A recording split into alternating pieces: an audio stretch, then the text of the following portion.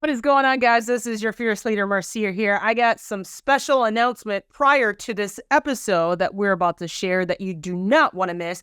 First and foremost, our reveal is coming up on Monday, September 9th. Yes, that is at 6:30 p.m. Make sure to be there or be square. We are doing a huge giveaway, a $600 gift card to be exact, to Air Massage Ancient Bath, which is the #1 couple massage in Chicago, Illinois area. So please make sure to save the date. You don't want to miss out on this reveal. I promise you, you will not be disappointed. Number 2, we also have our biggest annual event of the year, and that is our Arinda Gala, where we celebrate you. We give away tons of awards as a token of our appreciation to you for all your hard work and efforts that you've been putting inside the studio over the last year. This is not only an award ceremony, but a great opportunity for you to get dressed up outside of just regular workout clothes and also have the opportunity to meet other fierce females inside the community. Again, that event is taking place on Saturday, October 6th from 6 to 11. That's right, 6 to 11. Make sure to sign up at the front desk. We still have that early bird sale that is going on for just $100. After September 9th, it does increase to $25, which will make it $125 to be exact. Either way, we are looking forward to seeing each and every one of you there. With that being said, enjoy today's episode. Take care. Bye. What is going on, ladies? This is Marcia here with another episode of the Lady Strong Fitcast.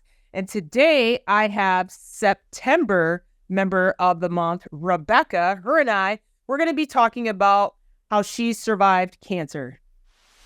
So the big question is this: how were two women who didn't cheat and purchase a gym franchise model, how were they able to spread their mission and purpose by empowering and transforming hundreds of women's lives through fitness, nutrition, mindset, and accountability with a micro gym business model of women only? That is the question, and this podcast will give you the answer. We are Lady Strong Fitness. Rebecca, how are you today? I am good. How are you doing? I'm doing well. Thanks for asking. So I know a little bit about you, but for people that are maybe tuning in today, can you please tell us a little bit about yourself? Sure. I'm 44 years old, just a couple weeks ago. So we're running up to 45. It's making me a little nervous. But I have, I'm a single mom to our amazing 6.5-year-old daughter, and we spend all of our time together, which is great. A special ed teacher, and now a very excited member of a gym. So we have a very busy life, but it's a good one. Very cool. So you joined in April, so it's been about 5 months, going on almost 6 months. And throughout your time at Lady Strong Fitness, we'll talk a little bit about your results as well. But I want to find out, why did you decide to join, and how did you hear and learn about Lady Strong Fitness? It's been a long journey. I used to, back in the day, pre-cancer. I always thought like pre-cancer and post-cancer because it completely changed my life. But I used to work out at a gym 4 times a week. It was the same kind of like setup where you come in for the circuit training, the weights. The community was okay. I stopped that gym like a couple years after my daughter was born, and then focused mainly on her, and then tried to do activities at home, which were very inconsistent. I don't put a lot of time on myself, so that was hard. And then in 2021, I got diagnosed with 2 cancers, and then kind of everything went into chemo, radiation, being alive for my daughter, because I am, I am a single mom. Her dad's not involved in her life. So it was a very scary time. And then the gym and the working out, that kind of all went to the wayside completely. Yeah. And I finished treatment, and then talked with a couple different trainers at, doing home workouts, online training, and was not successful. It was now thousands of dollars in, and still I wasn't able to run anymore from radiation. It like killed my bones. I wasn't able to jump. I was tired all the time. I had tons of anxiety, wasn't able to sleep, heart palpitations. And every time I went to the doctor about things, it was, "You're fine. You're doing great. You look wonderful. You survived. Your heart's fine. Your body's fine." And TMI, but like I couldn't go to the bathroom. Like everything was a mess. But they're like, "You're great. You beat it. You're fine. Go on your way." Yeah. And so then it got really disheartening. And I met with Ella first, who's like the kindest person in the world. She didn't make me cry, but like she just like was so nice to talk to. And then ever since then, like you guys have, I know it's like, it's really hard to, I'm very hard on myself. And so like the progress is still coming along. And but like the little celebrations, like I can run with analogy now. I'm doing burpees at the gym. Everybody's supportive. Like I've been going there for now 6 months and you guys have not done the same workout yet. So it's like exciting. It's short. Like who can like go out and you're not having to do it at home and like you put accountability like yourself and Brittany, like you guys reach out like, hey, haven't seen you for a couple days. Like, how's it going? Like, what's your progress this week? And like my clothes are fitting better and just being more active with my child is so important. Thank you. Yeah, no, That's why like I love that. Thank you for sharing. So yeah. if I have your permission, can we get a little bit of vulnerable? I'd like to talk more about how you were able to beat cancer. We've actually had several women inside our studio with fairly similar situations or scenarios as yourself. We had one woman, shout out to Donna Lavin, who also beat breast cancer. Ooh, Donna. Yeah. So if you could share like what type of cancer, you said not one, but two, did you have? And then what was that like when you first got the news and your mental state of mind? I had stage 3C colon cancer out of nowhere. Wow. Just had like some bowel issues and my doctors were all like, oh, you're 40 years old. Like it's probably like allergies or they're like just like something with the colon and they did a whole bunch of tests and everything came back negative. And then the doctor was like, this is still weird. Let's go for a colonoscopy. I know it's like 10 years early, but let's just go do it. And I had stage 3 cancer. Wow. It's not genetic. They ran genetic testing. Nobody in my family has colon cancer or have ever had colon cancer. So it was like a big shock to everybody. Yeah. And then my chiropractor found a lump in my throat and I had thyroid cancer too. Oh, wow. On both sides. So it was just like, bam, both at the same time diagnosed. That was scary. Yeah, for sure. How long apart were they from each other? Like within a matter of weeks, months? Well, I went in for the biopsy on my neck after, and then what was it? Then the Friday, so my mom is here. She's watching my daughter right now. And then the Friday after I got the news of the thyroid cancer, my doctor called me into a surgeon and we thought we were going to talk about the thyroid cancer. And he's like, well, first we have to address your colon cancer. Oh, wow. That was Friday. Tuesday, I went in for surgery on my colon. And then he saved me from having a colostomy bag by 9 millimeters. Oh, wow. So like that would have been like my whole life with a bag, which I don't have to have. That's and good. then that was in November, and then in January after New Year's, I started chemo for 6 months. That's crazy. So it was like boom, boom, boom. Yeah, it hit you all at once. Yeah. And I have to ask because I mean you've been through a lot.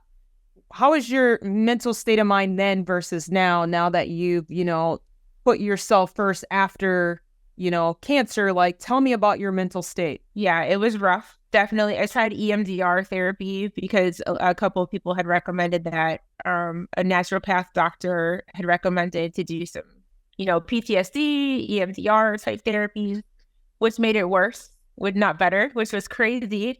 The therapist I tried wasn't very good. So then it was a lot of like horrendous anxiety at nights where I was always nervous that I was going to die. Like every time, like I would wake up in the middle of the night, have to call my mom. She'd either have to come over here. We'd go sleep at my parents' house. Like my daughter and I live by ourselves. And so it was always like, if something happens to me, she's going to be here by herself in the house. And it was just, that was probably for a good year, right, Mom? It was like a good year of like major anxiety up until I started coming to the gym.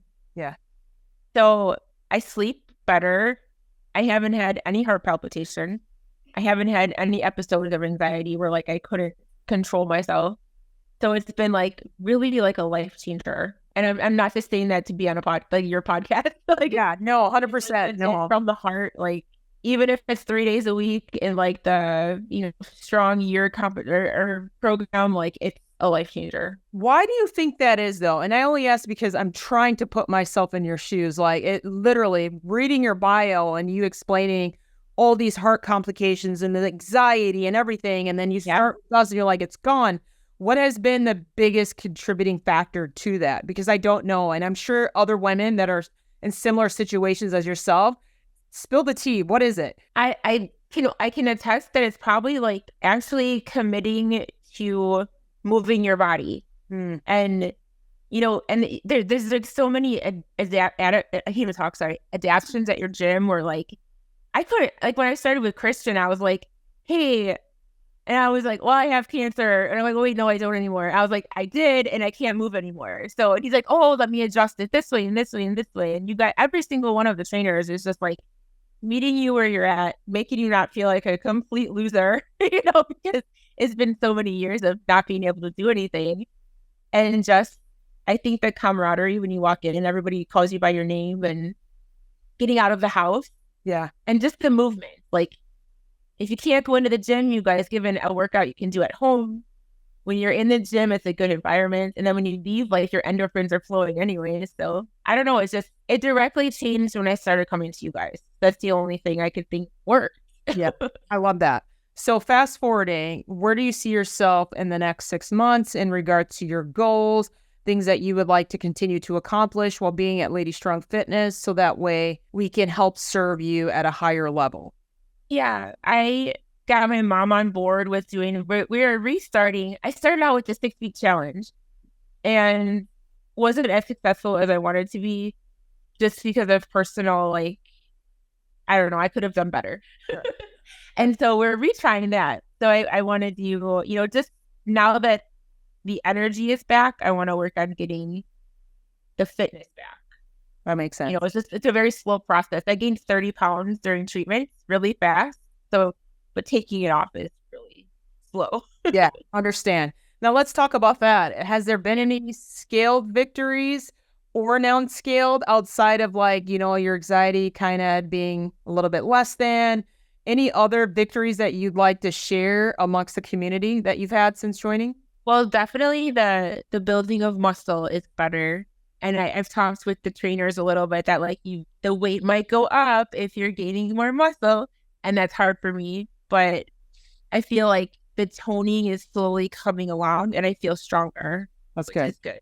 I'm also in menopause at 44 from chemo radiation. So that was a big, the belly area now is not as good as it used to be. So love that. No, I'm feeling a little bit of that. That's fair. So I always like to ask this question before each episode is if you have to give any advice to anyone that's tuning in today, regardless if it's someone on the fence about joining the community or maybe someone that is already a part of the community, but they feel like they're stuck in the rut, what would be your advice for both of those two types of people? I would say definitely reach out to the coaches. And to the people in the gym, like I'm a super shy girl as a whole, and I feel like everybody makes it a point to like make you feel welcome. And I have to do it myself more, but I think approaching the team members in the gym, because a lot of people, you don't know what they're going through. And if you could find some, buddy to talk to, definitely joining the activities that you guys offer. Yeah.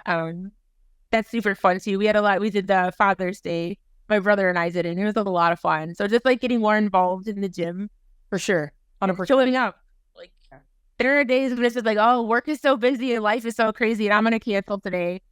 But then when you get there afterwards, you feel good. So that's awesome. Just to show up. Show up. I love that. So ladies, if you're tuning in today, all you got to do is move the body, show up.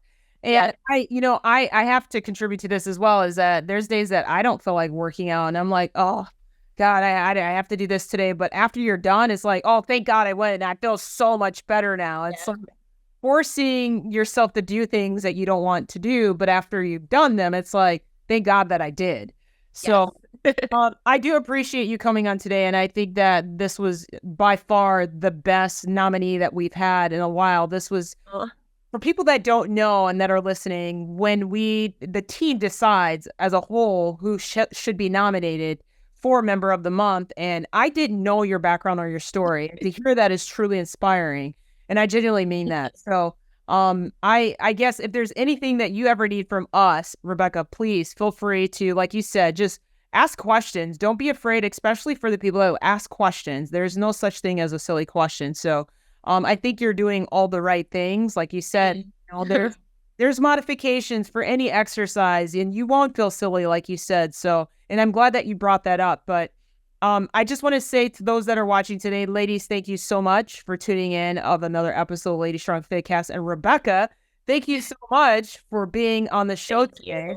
So with that being said, ladies, have a blessed day and we'll catch you on the next episode. Take care, guys. Bye. Thank you, guys. Thank you, Allison.